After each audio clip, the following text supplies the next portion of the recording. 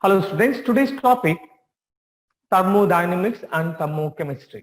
The first part is about thermodynamics. Some of the important terms in thermodynamics: system, surroundings and process. So about the term system, it is specified part of the universe which is selected for study and separated from the surroundings definite boundary. There are different types of system. Open system which can exchange both energy and matter with the surroundings. For example, water taken in a open beaker. The beaker absorbs heat from the surroundings. Water is converted into water vapor. This is matter. So energy and matter exchange with the surroundings. That kind of system is called as open system. Next one about closed system. The closed system is one in which there is only exchange of energy takes place but not matter. So water taken in a closed beaker. Since beaker is closed, here heat is absorbed from the surroundings, energy. Water is converted, but since it is closed, there is no exchange of matter with the surroundings. Next about isolated system.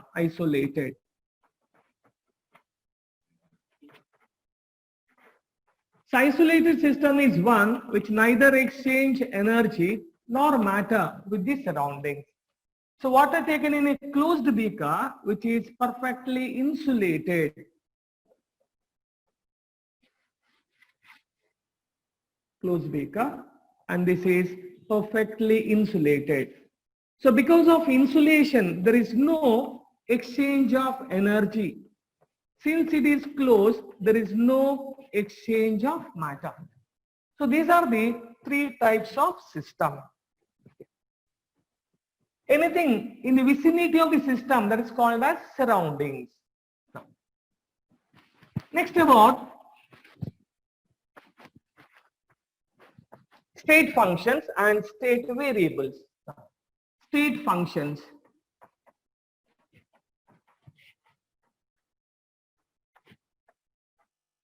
These are the properties whose value depends on the system. Such kind of properties are called as state function. So it depends on the position of the system, but not on the way or process. They are called a state function. Example for state function: potential energy, internal energy, pressure, volume, temperature. It comes under state function. One more term is state variables. These are the measurable properties, are called as state variables. Example for state variables: pressure, volume and temperature. Next about thermodynamic properties.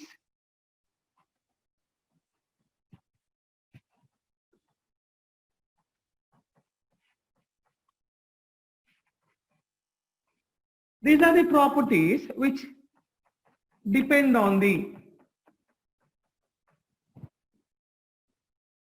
state of a system. They are called as thermodynamic properties. Just like state variables, measurable properties. And these thermodynamic properties further classified in two types: extensive properties and intensive property. Extensive properties.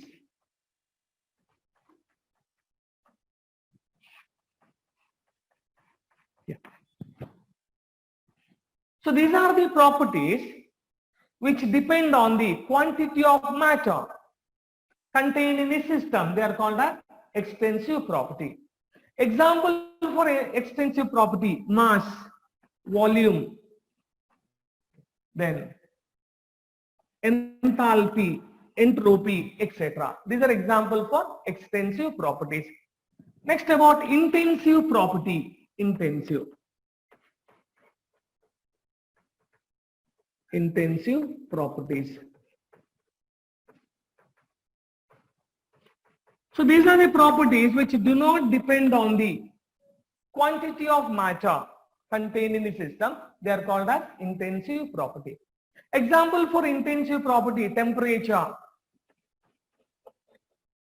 the pressure, density, refractive index, boiling point. All these are example for intensive property. Now, next about the term process. Process. Yeah. So process is an operation in which system changes from one state to another state. That operation is called as process. There are different types of process.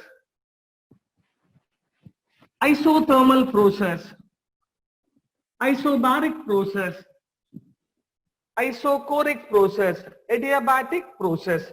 Now, first about isothermal process. Isothermal process.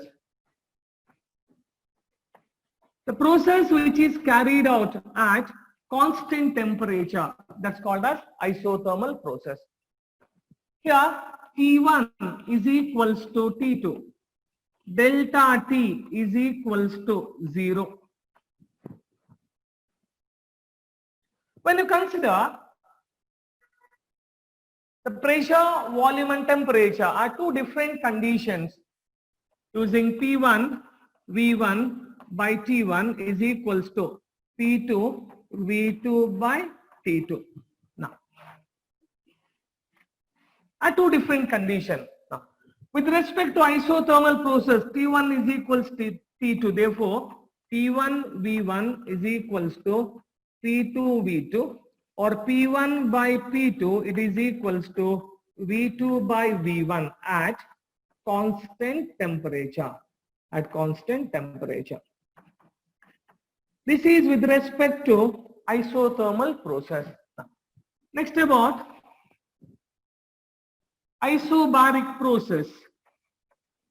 The process in which the pressure remains constant, where P1 is equals to P2, delta P is equals to 0.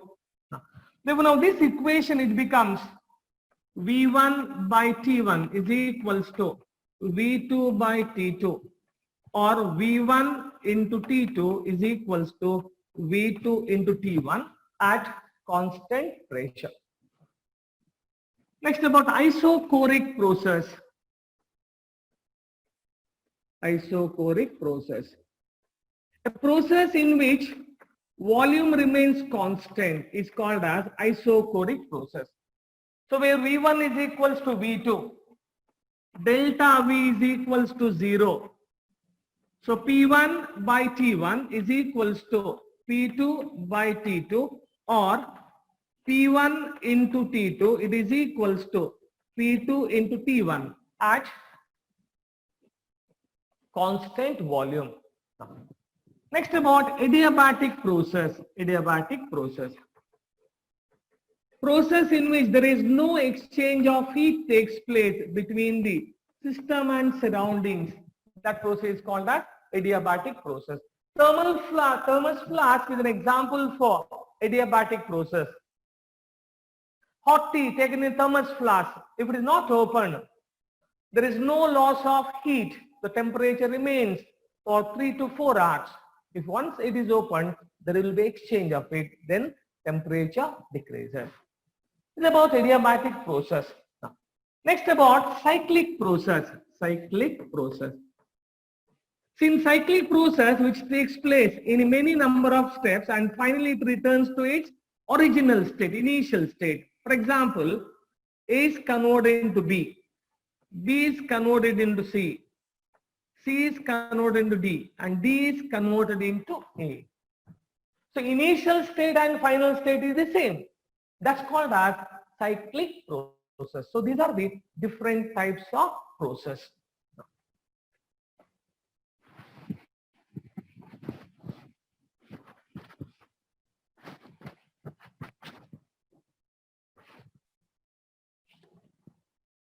So next about internal energy or intrinsic energy. internal energy. Is represented by E or in SI unit U. So internal energy is the sum of different forms of energy. Vibrational energy, translational energy, electronic energy. Sum of different forms of energy is called as internal, or energy possessed by a body by virtue of its existence. That's called as internal energy. In initial state, internal energy system is U1. Final state, it is U2. Is an example for thermodynamic property. Therefore, here U2 minus U1, this is equals to delta U. U2 minus U1 is equal to delta U. And it depends on the temperature.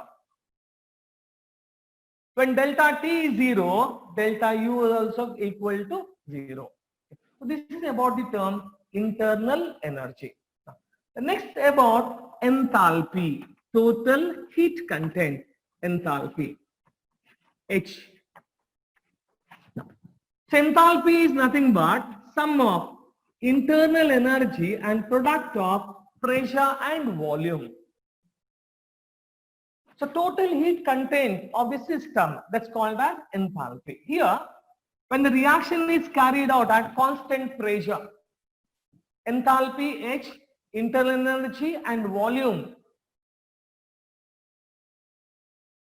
These are thermodynamic property. When the system changes one state to another state, this property also changes.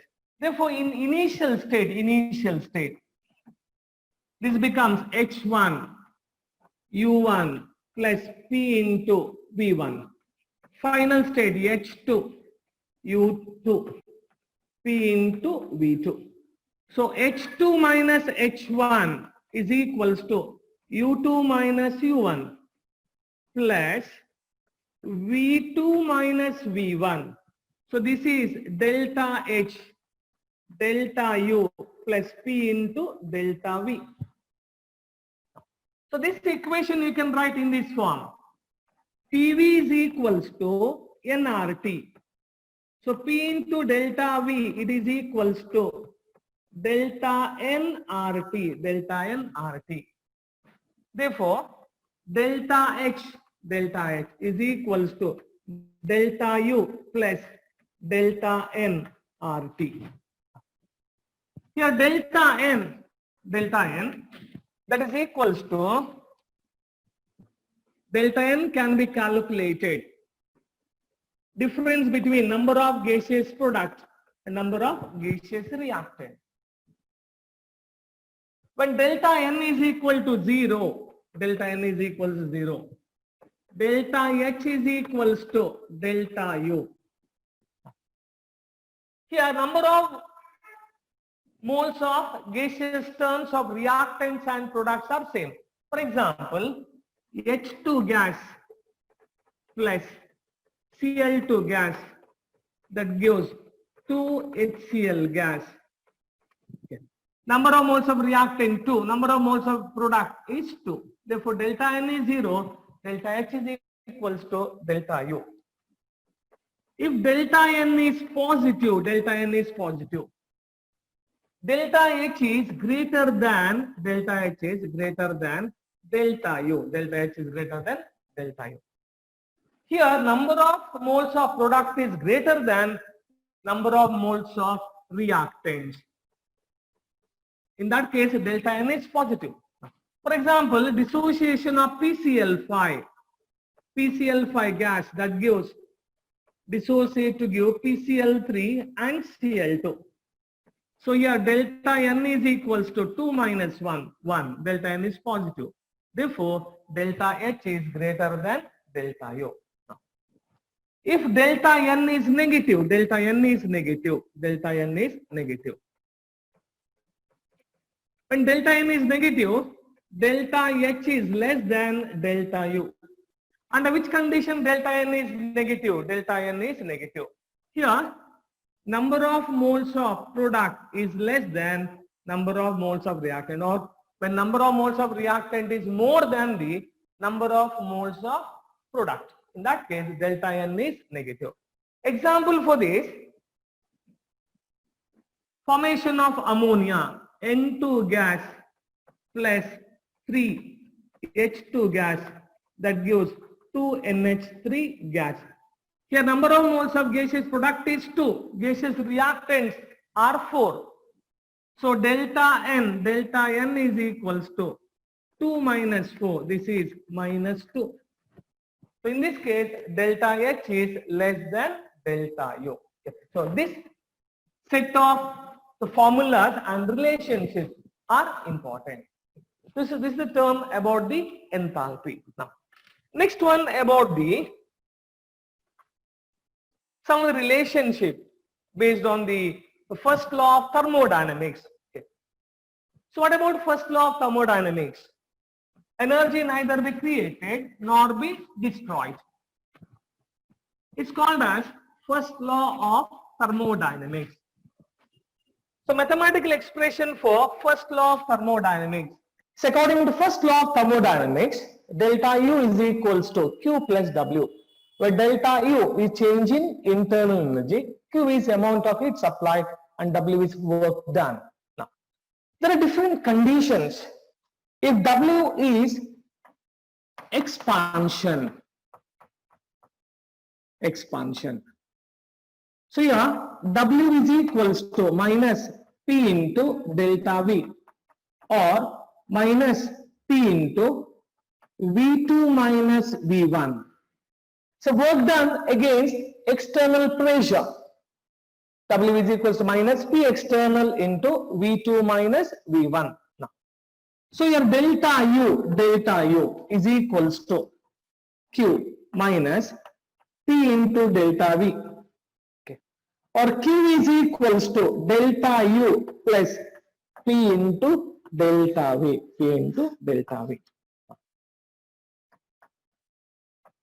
So about the second condition.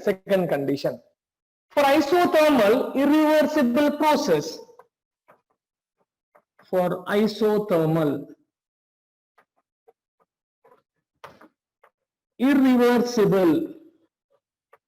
irreversible process. So isothermal process means where temperature kept constant, temperature remains constant. Internal energy that depends on the temperature. So delta U equal to 0.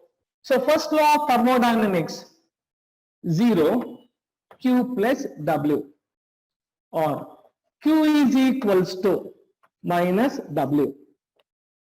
This is for isothermal irreversible process. Next one, for isothermal reversible process. Third one, for isothermal reversible process.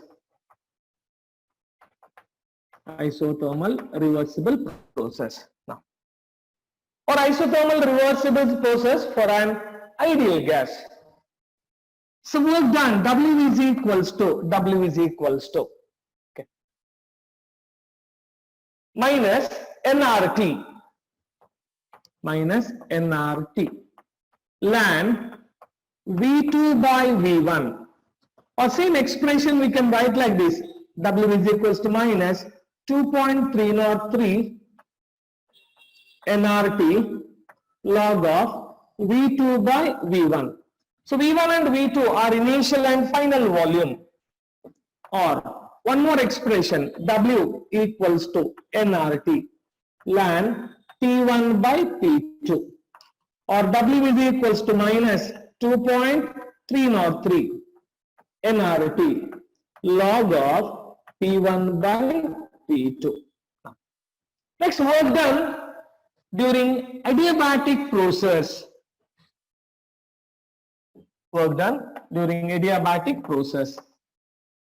In adiabatic process, there is no exchange of heat. Q equal to 0.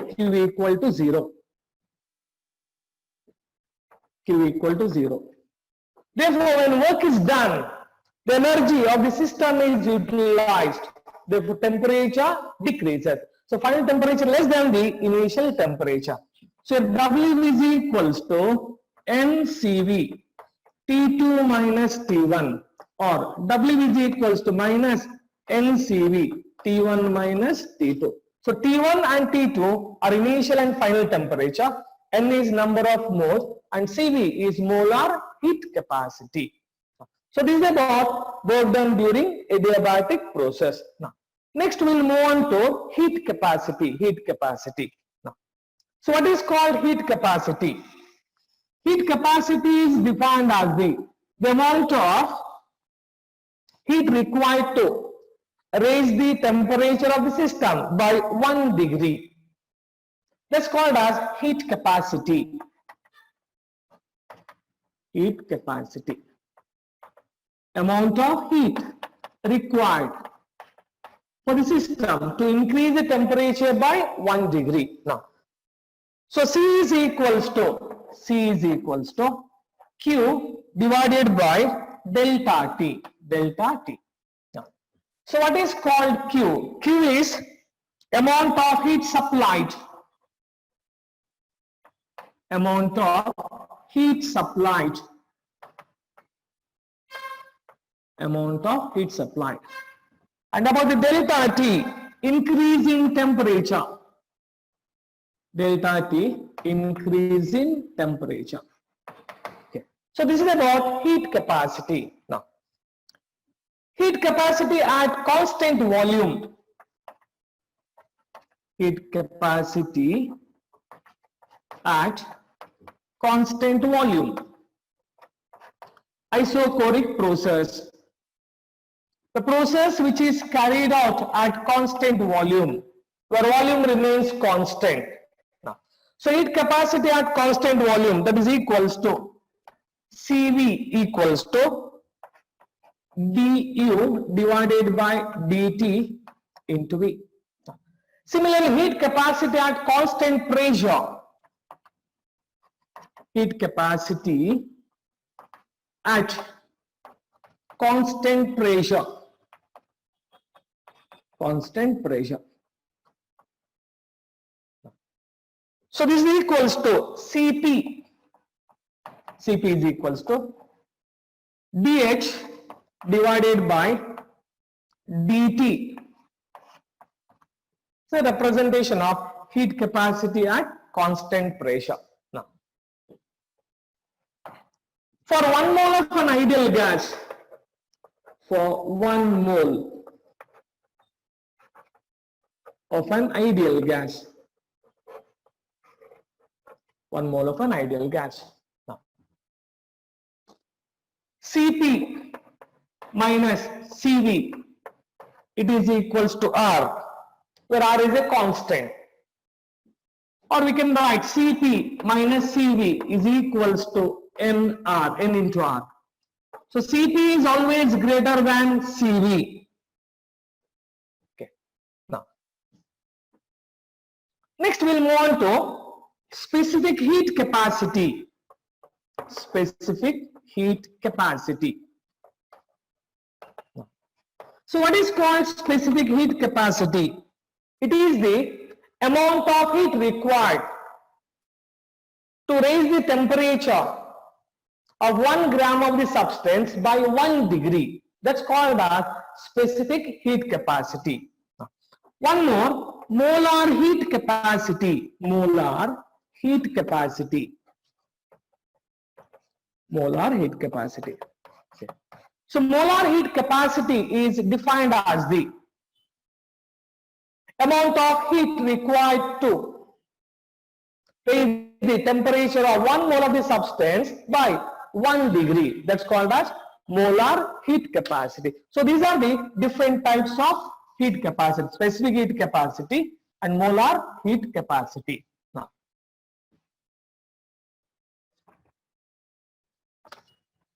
so molar heat capacity and specific heat capacity are based on Cp and Cv. Now, for different types of gases, monoatomic gases, diatomic gases and triatomic gases, Cp by Cv ratio for monoatomic gases, it is equals to 1.66 Cp by Cv ratio for monoatomic gases. Monoatomic, single atom. This is equals to 1.66. Diatomic gases. Example for diatomic gases, oxygen, O2, N2. It is equals to 1.4. Triatomic, ozone. Triatomic. Okay. It is equals to Cp by Cv ratio. It is equals to 1 by 3. 1 by 3. Now.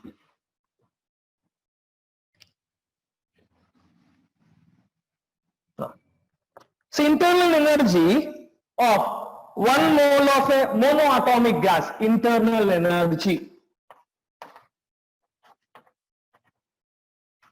of 1 mole of a monoatomic gas, U is equals to 3 by 2 RT. U refers internal energy for 1 mole of a monoatomic gas, that is equals to 3 by 2 RT. 3 by 2 RT. Now, therefore, Cv this is equals to 3 by 2 R. Now, Cp is always greater than Cv, that is 5 by 2 R. When you take the ratio Cp by Cv, it is equals to 5 by 3, nothing but 1.66. This is for monoatomic gases. Monoatomic gases. Similarly, we'll go for diatomic gases. Diatomic. See, in diatomic gases, Cv, molar heat capacity at constant volume, Cv, that is equals to 5 by 2 R. Cp is equals to 7 by 2 R. So, Cp by Cv ratio, that is equals to 7 by 5. 7 by 5. It is equals to 1.4. So, this is about Cp by Cv ratio.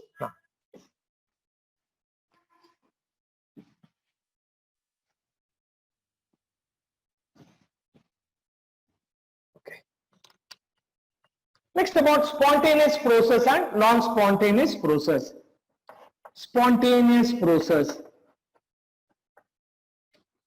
The process which takes place by itself without the help of any external aid, external agents.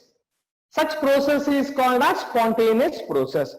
The flow of water from higher level to lower level. The flow of heat from a body at high temperature to lower temperature. Or some of the chemical reactions like neutralization reaction.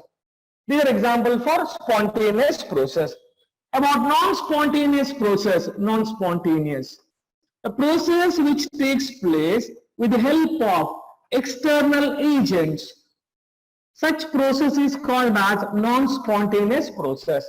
Here, the flow of water from lower level to higher level, lower level to higher level. In the presence of water pump. There is an example for non-spontaneous process. Okay. So these are examples for different types of process, spontaneous and non-spontaneous process. Now, some of the term entropy. Entropy is a measure of disorderness or randomness. It is represented as S. It is an example for thermodynamic property. So it depends on the state of a system. It depends on the state of a system. Therefore, in initial entropy S1, final entropy S2, delta S is equals to S2 minus S1. Or delta S is equals to Q by T. Or delta T here. Q is amount of heat supplied. Okay. Delta S is equals to Q by T. It's about the term entropy now. So SI unit for entropy, joule per Kelvin. The amount of heat supplied, the unit of amount of heat supplied, that is equals to joule. Temperature, the unit is Kelvin. So joule per Kelvin. Now, when the physical state changes, entropy also changes. Now, When solid is converted into liquid, entropy increases. When liquid is converted into gas, entropy still increases. So when you move from solid phase to gaseous phase, entropy increases. And in the reverse process, gas is converted to liquid to solid, here entropy decreases. Or in a chemical compound, greater the number of chemical bond, there is an increase in entropy. Now, we'll take the example of ethine, ethene and ethane. Ethine, acetylene, CH, triple bond, CH. Ethene, CH2, double bond, CH2. Ethane, CH3, single bond, CH3. First I'll write number of bonds. Here 3 plus 2, 5. Here 2 plus 4, 6. Here 1 plus 6, 7 number of bonds. So as the number of bonds increases, entropy increases. So in this compound, ethane, it has got higher entropy than the ethene. Ethene has got more entropy than the ethyne. So as the number of chemical bond increases, entropy increases. Entropy increases. Okay. Now, so next one. Criteria for spontaneity. So criteria of spontaneity is explained on the basis of delta H, delta S and delta G. Always delta G is negative. Other criteria will explain in the next part using Gibbs equation. Now, for a reversible process at equilibrium, for reversible process at equilibrium. So this is equals to, say, delta S is equals to Q reversible divided by T temperature. Now based on this, according to first law of thermodynamics, delta U is equals to Q plus W. When delta U is equal to 0, delta U is equal to 0, Q is equals to minus work done during reversible process. Now, therefore, we can write like this. For a reversible process, it is equals to nRT ln V2 by V1, or nRT ln P1 by P2, Now we'll go for entropy change. So entropy change at constant temperature. Entropy change at constant temperature means isothermal process, constant temperature. That is about isothermal process. So entropy change is delta S. At constant temperature, temperature remains constant. So this is equals to nR ln V2 by V1, or nR ln P1 by P2. For 1 mole of a gas,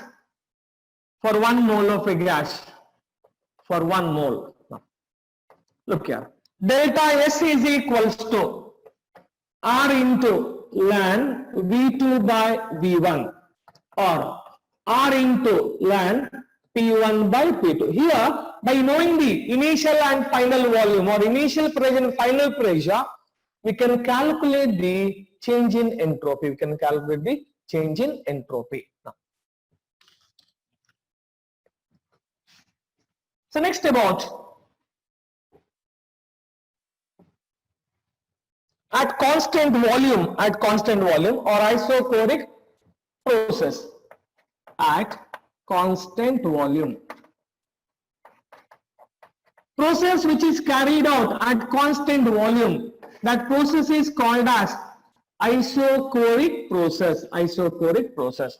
Now, change in entropy when volume remains constant. Volume remains constant. We can calculate like this: delta S is equals to CV into ln T2 by T1. T2 by T1. At constant pressure. At constant pressure.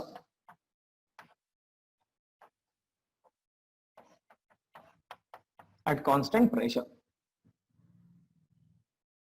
Here, delta S, that is equals to Cp into ln T2 by T1. T2 by T1. So there is different formulas to calculate change in entropy. Change in entropy. Now, next, about second law of thermodynamics. Now, according to second law of thermodynamics, total entropy of the universe continuously increases. Second law of thermodynamics. Total entropy of the universe continuously increases. Okay. For isolated system,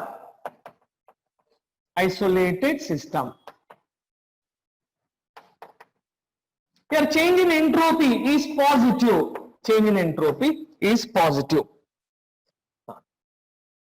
In an open system,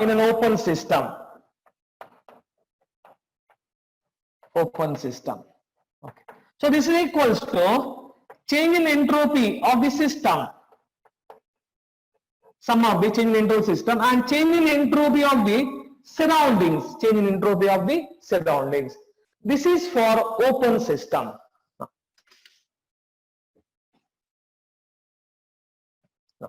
Next, about the different types of process, about the reactions like exothermic reactions, endothermic reactions. Now, for exothermic reaction, first one, for exothermic reaction.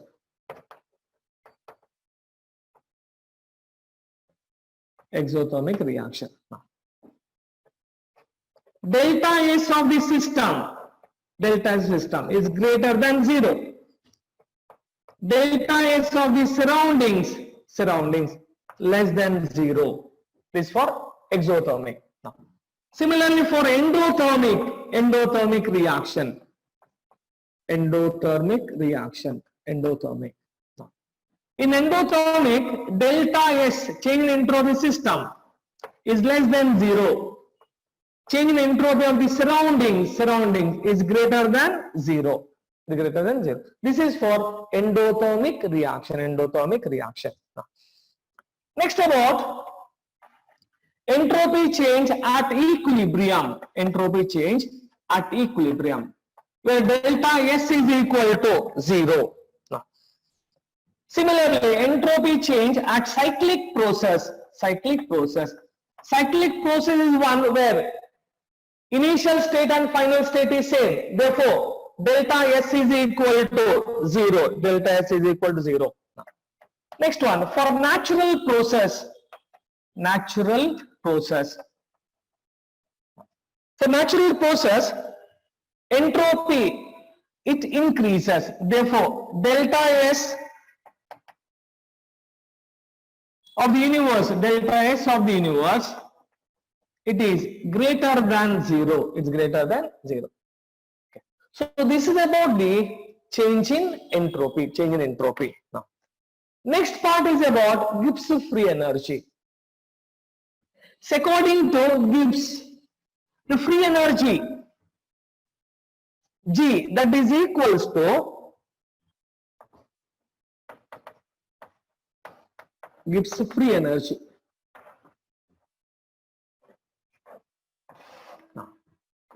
G is equals to H minus T into S, where G, H and S, these are thermodynamic properties. If the reaction is carried out at constant temperature, In initial state, G1 is H1, T into S1.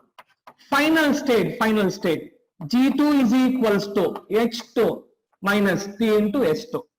So here G2 minus G1, it is equals to H2 minus H1 T into S2 minus S1. So this is delta G equals to delta H minus T into delta S. For spontaneous process, delta G is always negative.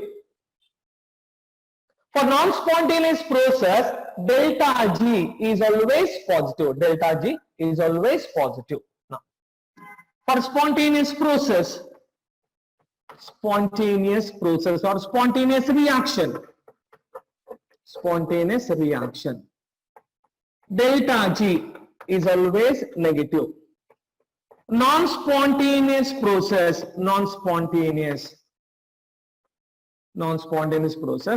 delta G is positive. Now, at equilibrium, delta G is 0. Now, when delta G is 0, delta H is equals to T into delta S. So T is equals to delta H by delta S. The delta H is change in enthalpy and delta S is change in entropy. Now from this we can calculate temperature at equilibrium. Next, about the feasibility or criteria for spontaneity of the reaction. That depends on the delta G, delta H as well as delta S. Change in free energy, change in enthalpy and change in entropy. But in spontaneous process, delta G is always negative. It's about the spontaneity of reaction or feasibility of reaction. It can be determined by Gibbs equation, delta G equals to delta H minus T into delta S. Now, there are different conditions, exothermic reaction and endothermic reaction. Now, it's about feasibility of a reaction or spontaneity of a reaction.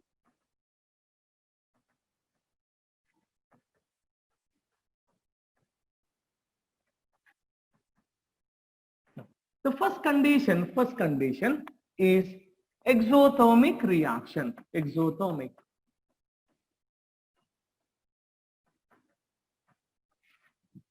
In exothermic reaction, delta H is always negative.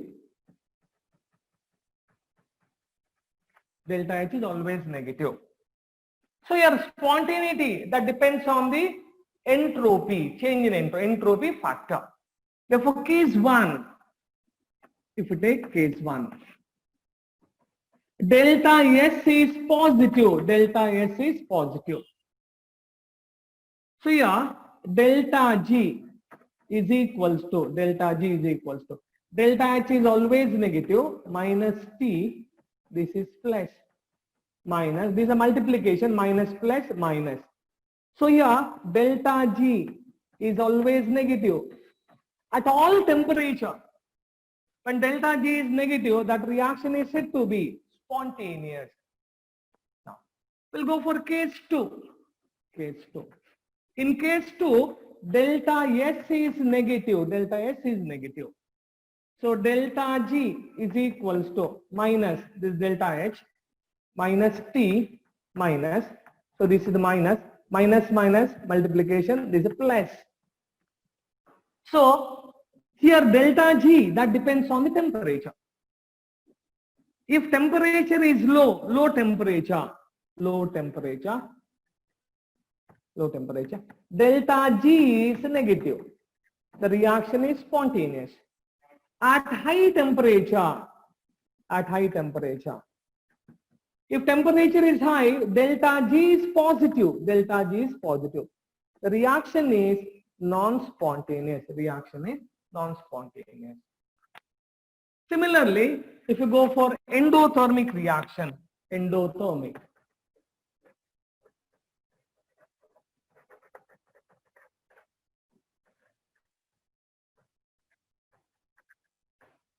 Delta H is positive always. Endothermic reaction. Now, the case one, if you take delta S is positive, delta S is positive. Here delta G is equals to, delta H is always positive, minus T plus. This is plus minus T. So it depends on the temperature.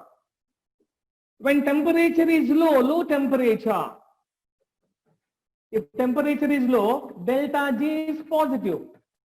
Reaction is non-spontaneous. Reaction is non-spontaneous.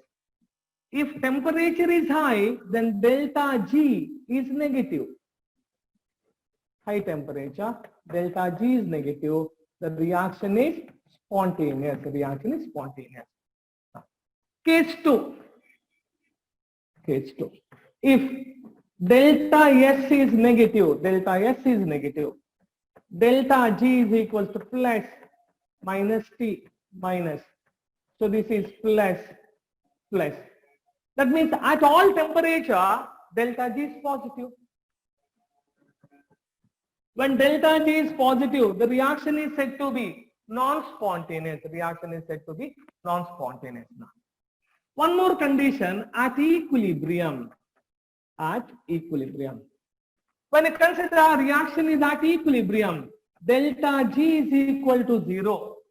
Then Gibbs equation becomes delta H is equals to T into delta S, or T is equals to delta H by delta S.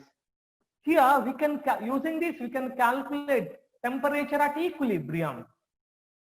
Then based on a process, we can predict at what temperature the reaction is spontaneous or non-spontaneous. For example, if you consider exothermic reaction, and delta exothermic reaction and delta S is negative. At what temperature reaction is said to be spontaneous? They'll give different options. First, you have to calculate temperature at equilibrium.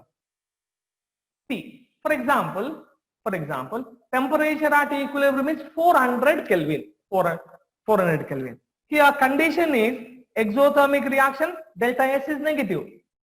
Under which condition reaction is said to be spontaneous? Low temperature. Therefore, temperature should be less than 400 Kelvin.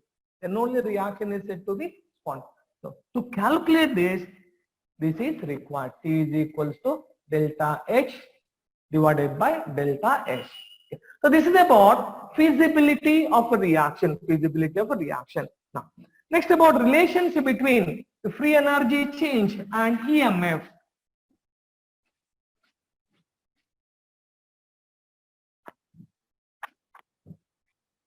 Free energy change and EMF.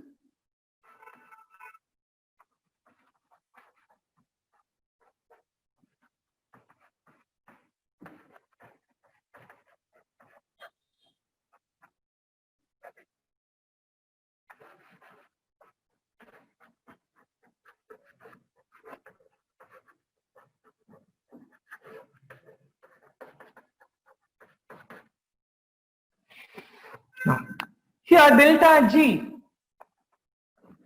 is equals to minus NFE, or delta G naught is equals to minus NF E naught.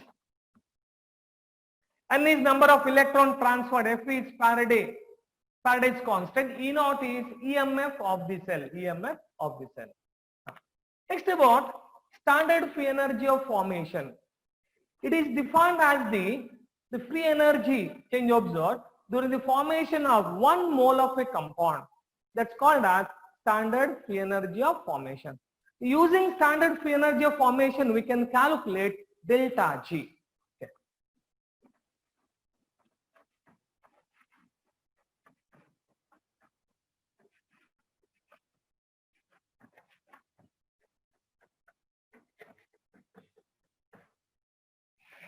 So here delta G naught or delta G, it is equals to free energy change during the formation of the products minus free energy change during the formation of reactants.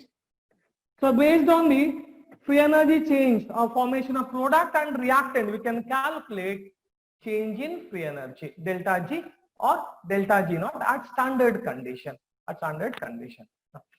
Next, about the standard relation between standard free energy change and equilibrium constant. Standard free energy change and equilibrium constant. So relationship between standard free energy change and equilibrium constant.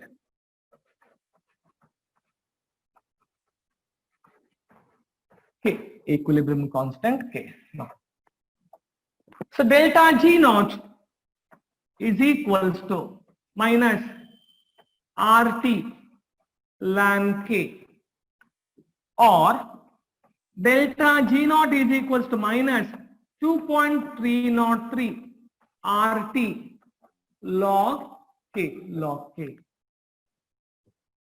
Now, this one you can relate with the EMF. So minus N into E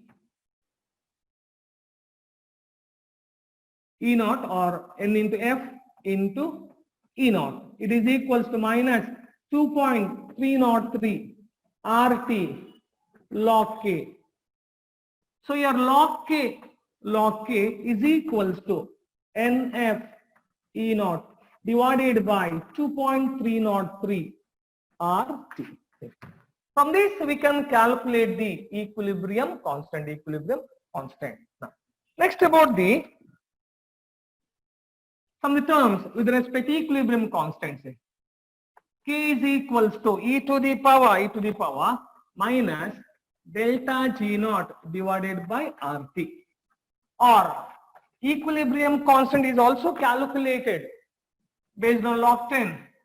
10 is 10 into to the power minus delta G naught divided by 2.303 RT. From this formula also we can calculate equilibrium constant. The next, moving on to thermochemistry part. Thermochemistry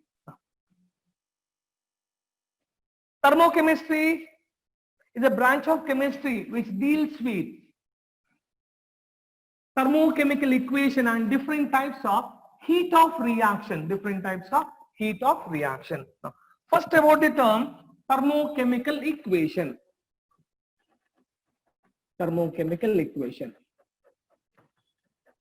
It is a balanced chemical equation which indicates or which gives complete information about the reaction, like number of moles of reactants or product involved in the reaction and change in enthalpy delta H, whether heat is absorbed or released, or the mass of the reactant and product. Complete information given by this equation. This is called as thermochemical equation.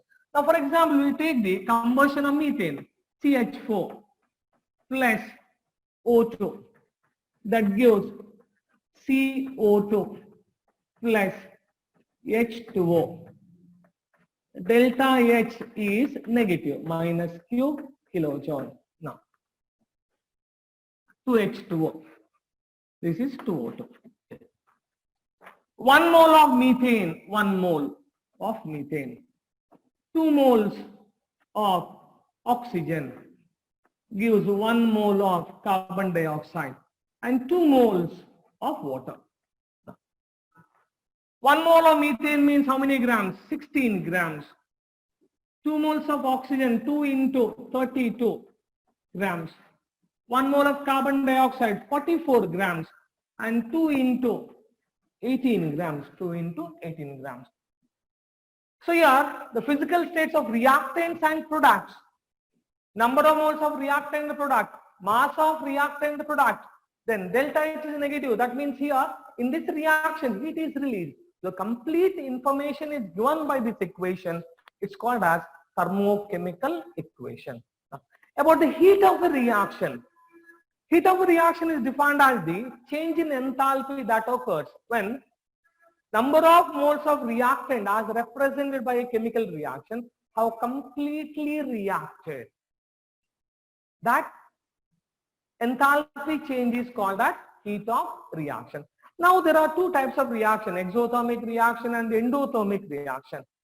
In exothermic reaction, heat is liberated. Delta H is negative, always. Why delta H is always negative? Here, enthalpy of product is less than enthalpy of reactant. And exothermic compounds are more stable than the endothermic compounds. Endothermic reaction, a reaction in which heat is absorbed. Delta H is always positive. Why delta H is always positive? Enthalpy of product is greater than the enthalpy of reactant. And endothermic compounds are less stable than the exothermic compounds. Next, about different types of heat of reaction, different types of heat of reaction. First one about the heat of formation, heat of formation.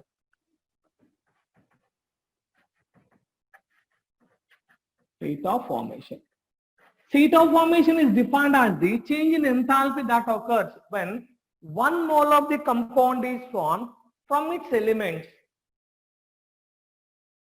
That change in enthalpy is called as heat of formation. Standard heat of formation at standard condition. For example, methane. Say, 1 mole of methane, CH4 gas. Elements are carbon solid and hydrogen gas. Your delta H is plus or minus Q kilojoule. We don't know whether heat is released or absorbed. Next, about heat of combustion. So it is a change in enthalpy occurs when 1 mole of the compound is burnt in oxygen, excess of oxygen. Here delta H is always negative. Heat is released. For example, 1 mole of methane, CH4 gas plus O2 gas, that gives CO2 gas plus 2H2O liquid. Here delta H is equals to minus Q kilojoule. So in heat of combustion, delta H is always negative. Next, about heat of neutralization. Heat of neutralization. Heat of neutralization is defined as the change in enthalpy that occurs. Number of gram equivalent of acid is neutralized by 1 gram of equivalent acid is neutralized by 1 gram equivalent water base in a dilute solution. Heat of neutralization of strong acid and strong base is always constant, that is equals to minus 57.3.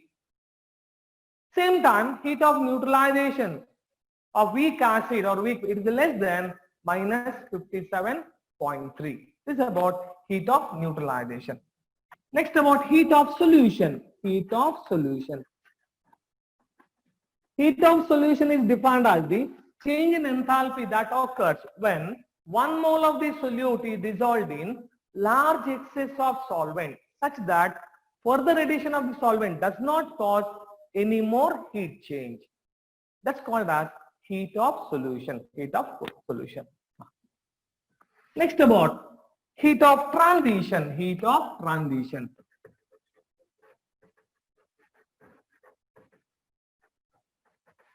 Heat of transition is defined as the change in enthalpy that occurs.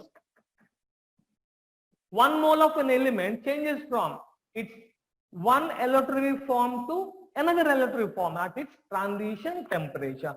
That's called as heat of transition. Next, heat of atomization. Heat of ionization. Heat of atomization is defined as where 1 mole of the compound, covalent compound on heating, that dissociate to give its atom. That's called as heat of atomization. Then about the heat of ionization, where 1 mole of the compound on heating, it forms ions. The change in enthalpy is called as heat of ionization. Next about vapor phase. Change in enthalpy in a vapor phase. Like enthalpy of fusion, enthalpy of sublimation.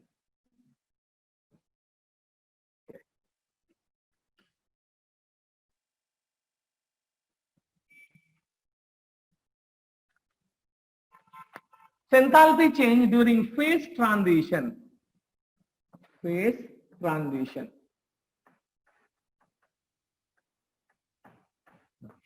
Here first one is enthalpy of fusion.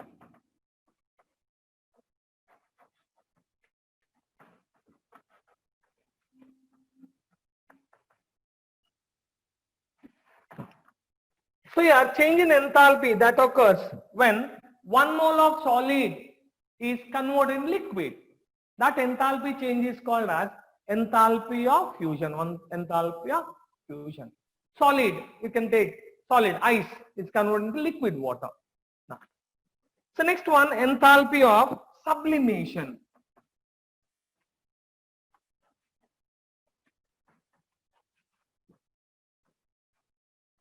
Enthalpy of sublimation.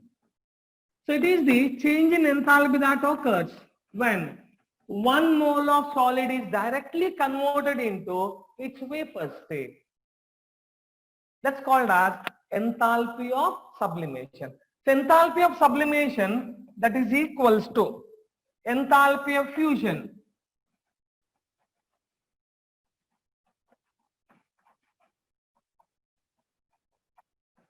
plus enthalpy of vaporization.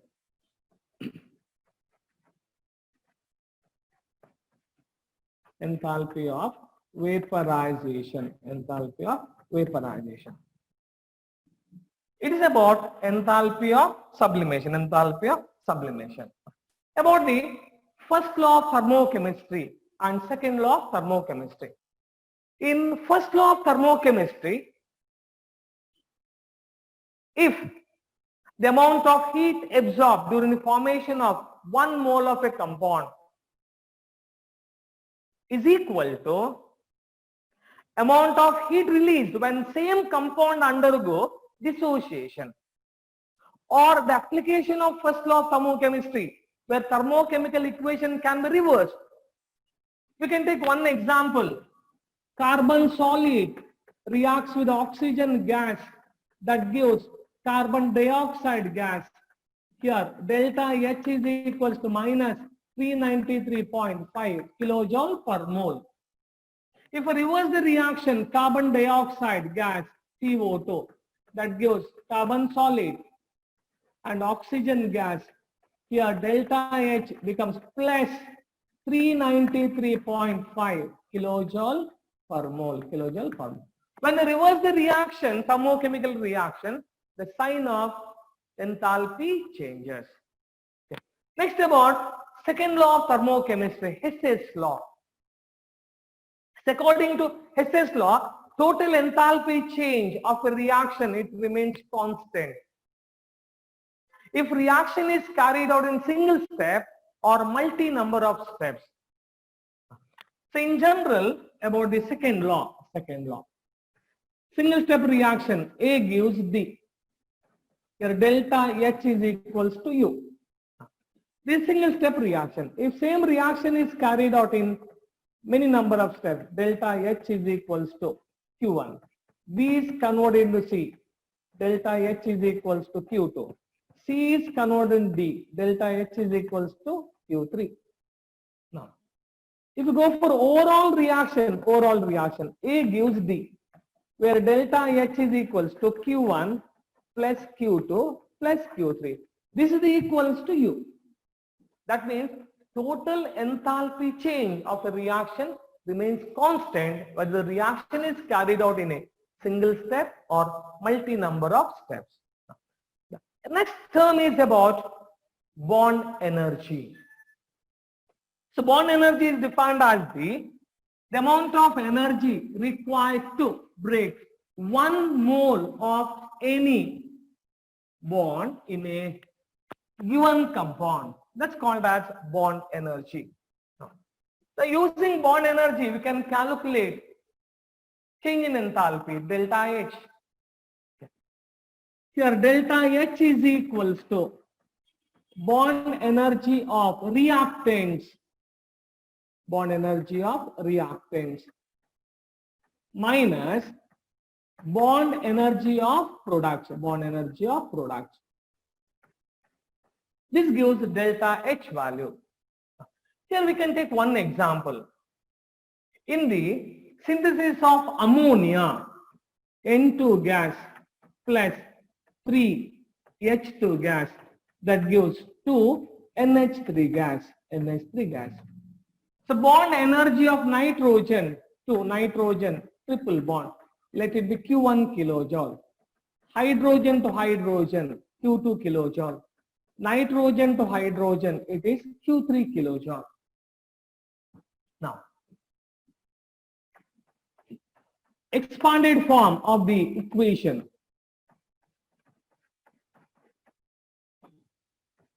Here you can identify different types and number of bonds. Nitrogen triple bond 1. There are hydrogen 3 bonds. Nitrogen to hydrogen 3 into 2 6. So delta H is equals to the bond energy of nitrogen to triple bond, that is Q1. I'll directly write Q1 about the reactant, plus there are 3 moles of hydrogen. So 3 into Q2. This is about reactant, minus 2. Number of nitrogen to hydrogen bond 3 into Q3. So this is equals to Q1 plus Q2 minus 6 Q3. By knowing the value of Q1, Q2, Q3, we can calculate delta H value. Now, delta H, that is equals to heat of a reaction at constant pressure. Delta U is equals to heat of reaction at constant volume. Now, the difference between heat of reaction at constant pressure and constant volume, that is delta H minus delta U, that is equals to delta nRT. Delta H minus delta U, that is equals to delta nRT. Now, we'll take one example. What is the relationship between difference between change in enthalpy at constant pressure and constant volume for 1 mole of ethane gas, C2H2 gas plus O2 gas, that gives CO2 gas plus H2O liquid. 2 CO2. This is 5/2 oxygen. Delta N, this is equals to number of moles of gaseous product, only carbon dioxide 2. This is 1 plus 5/2. This is 2 minus 7/2. Is it correct? 7/2. So this is equals to 2 minus, or you can write, so this is minus 3/2. Therefore here, for this reaction, delta H minus delta U, this is equals to minus 3/2 RT. Difference between heat of reaction at constant pressure and at constant volume. So this is about the very important concept of thermodynamics and thermochemistry.